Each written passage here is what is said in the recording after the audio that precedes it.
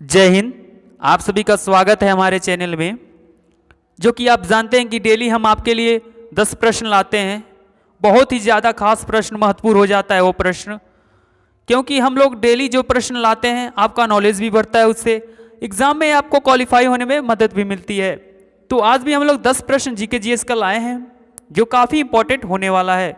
तो बने रहिए, पूरा क्लास देखिए, पूरा वीडियो देखिए। क्लास शुरू करने से पहले आपका मोटिवेट होना भी आवश्यक हो जाता है, जो कि हम लोग डेली आपको मोटिवेट करने के लिए कुछ लाइनें सुनाते हैं। आज भी हम लोग कुछ लाइनें लाए हैं, कुछ शब्दों को लाए हैं। पहले हम लोग उससे सुनेंगे, तब पहला क्वेश्चन यानी पहला प्रश्न को देखेंगे।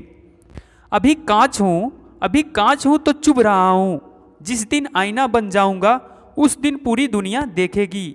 यह बात 100% सही भी है। चलिए आज का पहला प्रश्न देख लेते हैं।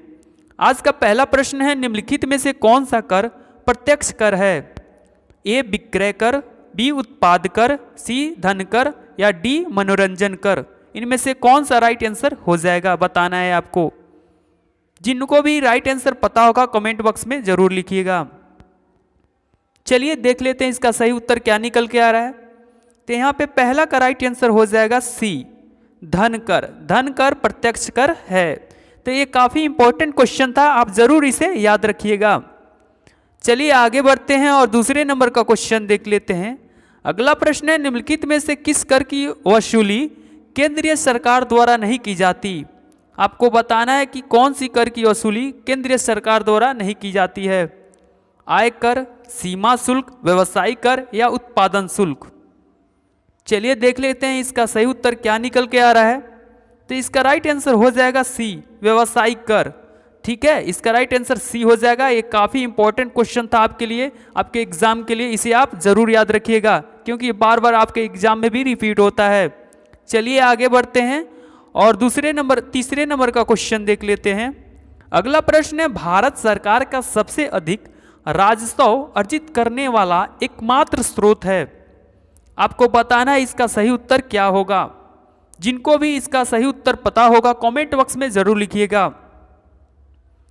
चलिए देख लेते हैं इसका सही उत्तर क्या निकल के आ रहा है। तो तीसरा का राइट आंसर यहां पे हो जाएगा ए, प्रत्यक्ष कर। ठीक है, इसका राइट आंसर ए हो जाएगा। आप इस क्वेश्चन को जरूर याद रखिएगा। चलिए आगे बढ़ते हैं और चौथे नंबर का क्वेश्चन देख लेते हैं। अगला प्रश्न है, निम्नलिखित में से कौन सा कर केवल राज्य सरकार द्वारा लगाया जाता है? आपको बताना है कि कौन सा कर है जो केवल राज्य सरकार लगाती है। मनोरंजन कर, संपत्ति कर, आय कर या निगम कर। चलिए देख लेते हैं इसका सही उत्तर क्या निकल के आ रहा है।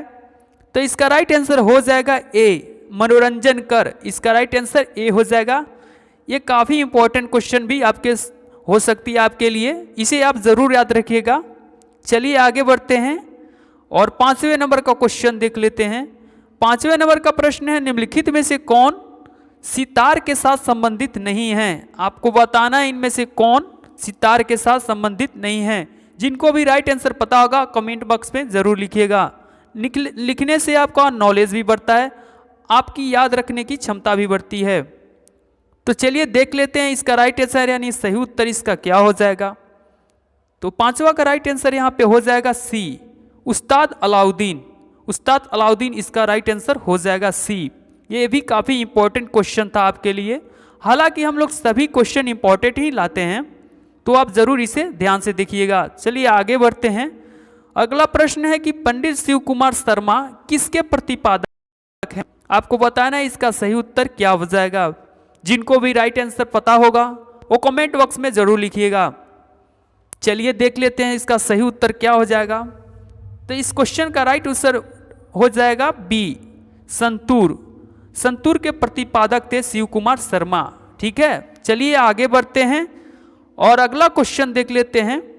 7वें नंबर का क्वेश्चन है कि एन राजम ने किस क्षेत्र में ख्याति प्राप्त की थी? आपको बताना है कि एन राजम ने किस क्षेत्र में ख्याति प्राप्त की थी।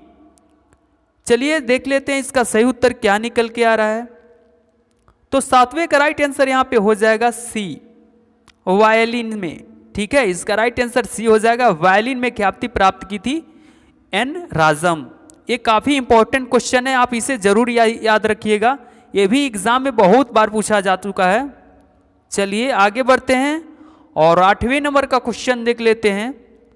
अगला क्वेश्चन है, भारत के निम्नलिखित प्रधानमंत्रियों में से पाकिस्तान का सर्वोच्च सिविल पुरस्कार निशाने पाकिस्तान किसे मिला था? आपको बताना है ए मोरारजी देसाई, बी राजीव गांधी, सी अटल बिहारी वाजपेयी या डी इंदिरा गांधी। जिनको भी राइट आंसर यानी सही उत्तर पता होगा कमेंट बॉक्स में जरूर लिखिएगा।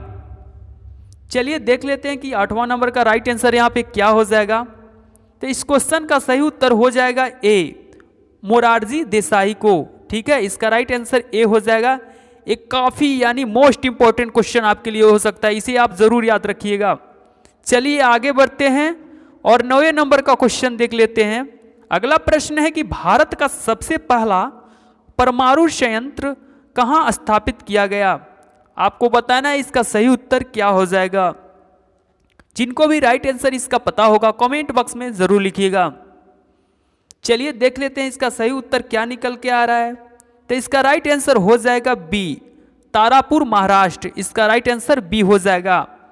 आप इस क्वेश्चन को जरूर याद रखिएगा, ये भी आपके एग्जाम में बहुत ज़्यादा रिपीट हो चुका है इस क्वेश्चन का। चलिए आगे बढ़ते हैं और 10वें नंबर का प्रश्न देख लेते हैं। 10वें नंबर का प्रश्न है कि डाक टिकट में दिखने वाली प्रथम भारतीय महिला कौन थी? आपको बताना है कि डाक टिकट में देखने वाली पहली भारतीय महिला कौन थी। तो चलिए देख लेते हैं इसका सही उत्तर क्या निकल के आ रहा है।